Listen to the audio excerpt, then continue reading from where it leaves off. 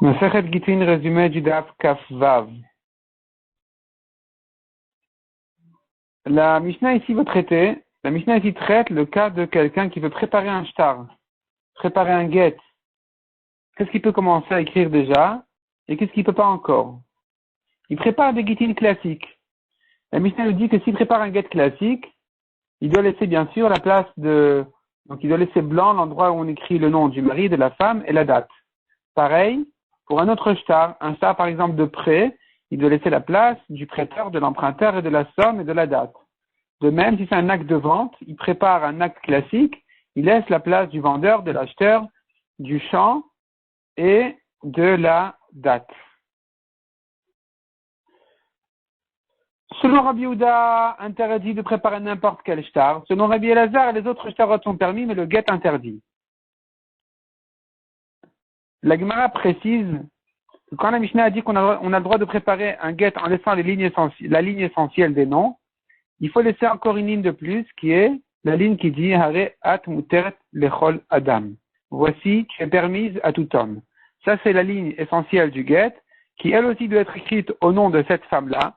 Donc le sofer ne peut pas préparer un get avec cette ligne aussi, parce que selon Rabbi Elazar, eh bien, il faut que cette ligne soit écrite au nom de la femme. Donc Shmuel qui explique comme ça la Mishnah, c'est la troisième occasion où il nous dit que les Mishnayot elles vont selon Rabbi Elazar et que à tous les cas, il faut laisser donc la ligne essentielle du get pour qu'il soit fait l'ishma. La Gemara explique pourquoi cette répétition dans Shmuel, pourquoi il a besoin de préciser 3 fois. La Gemara ensuite reprend la Mishnah qui a dit que cette halakha de préparer donc, quand on prépare un get ou un shtar, il faut laisser la ligne essentielle. C'est une halakha qui était instituée mipnei takana, pour la réparation. Quelle est la takana ici? Qu'est-ce qu'on a voulu réparer comme problème avec ça? Alors la Gemara donne quelques explications à ça. Soit c'est la takana du sofer. C'est-à-dire le sofer, des fois, il est occupé, on lui demande rapidement de sortir un get, et il en a pas, il n'a pas le temps, il n'a pas de get maintenant, prêt. Alors on lui a permis, pour soulager le travail, de préparer des gittin. Donc d'après ça, on pense comme Rabbi Elazar qu'on aurait dû tout interdire, parce que pour Rabbi Elazar, il faut que l'écriture du get soit faite l'ishma, et donc on aurait dû interdire tout le get. Mais à cause de cette takana, les Chachamim ont permis quand même de préparer les lignes classiques en laissant bien sûr les lignes essentielles qui seront faites l'ishma. Rabbi Yehuda dans la Mishnah qui interdit toute préparation de n'importe quel shtar, c'est parce qu'il décrète et il interdit tous les shtarot à cause du get. Et dans le get aussi, il interdit la préparation des lignes classiques à cause des lignes essentielles. Rabbi Elazar, à la fin de la Mishnah, qui dit qu'on peut préparer un autre shtar, mais pas un get. Il contredit le début de la Mishnah. On a vu que d'après lui, Rabbi Elazar, comme on a vu maintenant que notre Mishnah elle va comme Rabbi Elazar, alors il est permis de préparer les lignes classiques du get, tout en laissant la ligne essentielle. Répond la Gemara, ce sont deux Tanaïm qui sont en discussion sur que dira Rabbi Elazar dans ce cas-là. Deuxième compréhension dans la Mishnah. Quelle est la takana ici, dit la Gemara, pour pas qu'il y ait de dispute? C'est-à-dire, en réalité, on devait tout permettre. On devait permettre d'écrire un get du début à la fin, comme Rabbi Meir qui a dit, l'essentiel, c'est les signatures. Les signatures doivent être faites l'ishma, le reste ne nous intéresse pas, pour Rabbi Meir. Et donc, on aurait dû tout permettre, mais si la femme va entendre qu'il y a un get qui porte son nom, elle va croire que son mari lui a préparé le get derrière son dos, ça va faire des disputes. Donc, les Chachamim ont dit au sofer, n'écris pas les noms. Ou bien la Gemara dit encore, troisième explication, la takana, elle est une takana pour ne pas que les femmes se retrouvent finalement sans mari. Comment sans mari? La Gemara dit, soit tu dis que, en principe, on aurait dû permettre, comme on vient de dire, selon Rabbi Meir, de préparer tout le get du début à la fin. Mais si le get il est déjà tout prêt, et que le mari il entend qu'il y a un get dans le tiroir du sofa qui est déjà pris, qui porte son nom, il lui dit vérifie, il dit au sofa vérifie si tu n'as pas un get par hasard avec mon nom.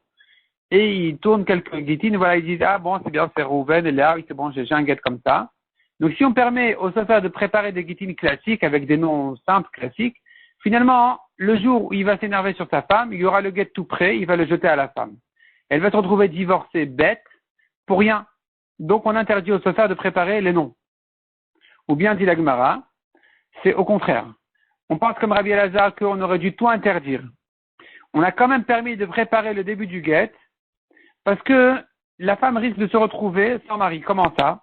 Si tu interdis de préparer tout le guet, si tu interdis complètement de préparer le guet, des fois le mari a une urgence, il doit partir rapidement, et il voulait donner un guet pour libérer sa femme, et le guet n'est pas prêt du tout, alors il s'en va, et elle reste comme ça sans mari. Alors que s'il y avait un guet qui était prêt, on aurait pu le compléter, mettre les lignes essentielles, et le donner à la femme. C'est pour ça qu'on a permis, pour résoudre ce problème, on a permis donc au chauffeur de préparer les lignes classiques du guet. On a vu encore dans la Mishnah qu'il faut laisser la date. Pourquoi il faut laisser la date? On a vu deux raisons. Il y a deux raisons qu'on a vues déjà en général. De manière générale, dans un guet, il faut la date, soit pour ne pas que le mari protège sa femme si elle l'a trompé. Si sa femme l'a trompé et qu'elle a fait une avéra avec quelqu'un d'autre. Et que le mari, il l'aime parce qu'il est son oncle, par exemple. Il s'est marié avec sa cousine, avec sa nièce. Et donc, il veut qu'elle ne meure pas. Il veut pas. Elle est condamnée en principe. Et il veut la sauver. Il va écrire un guet en disant elle était déjà divorcée. C'est pour ça qu'on dit il faut faire la date dans le guet. Deuxième raison, c'est parce que le mari a le droit de manger les fruits du champ de sa femme. Si maintenant il y a une date dans le guet qui n'est pas la bonne date, le mari a continué à manger en tant que marié après la date du guet et il ne l'a divorcé que plus tard, la femme va réclamer les fruits depuis la date du guet. C'est pour ça qu'il faut faire attention que la date soit mise à jour. Cette raison-là n'étant pas valable pour une femme avant le mariage, qui a reçu un guet en tant que haroussa après les kiddushin, il faudrait trouver là-bas une autre raison pour interdire d'écrire une mauvaise date. La raison là-bas, elle est parce que on craint le cas où le mari a préparé un guet pour sa femme avant le mariage déjà, après les kiddushin, et que finalement, le guet, il était prêt, il l'a marié, il a eu un enfant et il a divorcé ensuite. Les gens vont voir à la date, ils vont dire mais l'enfant est né après la date du guet. C'est un enfant qui est né après le divorce, il y aura une mauvaise réputation à cette famille. Et donc, les Chachamim donc ont interdit dans tous les cas, même si elle n'a pas été mariée, de préparer la date du guet. La Gemara conclut et dit la halakha est comme Rabbi Elazar, qui pense que Edem et Sira Karté, les témoins essentiels sont les témoins qui ont vu le guet, qui ont vu le divorce. Et donc, on ne prépare pas un guet du tout. La Gemara dit, mais pour un autre shtar, c'est permis. Un autre shtar, on a le droit de préparer en laissant les lignes essentielles. Et on ne dira pas que c'est un peu un mensonge d'écrire, voilà, il y a eu une dette, il y a eu un prêt, il y a eu une vente, alors qu'il n'y a eu ni prêt, ni vente, ni rien du tout. Comment tu peux préparer un shtar classique avant que l'acte ne se fasse? Non, on ne craint pas ce mensonge. La Gemara ramène quelques preuves, comme quoi, tant que le shtar n'a pas été finalisé, on ne craint pas de dire que c'est un mensonge de commencer à le préparer, c'est pas un problème, c'est permis.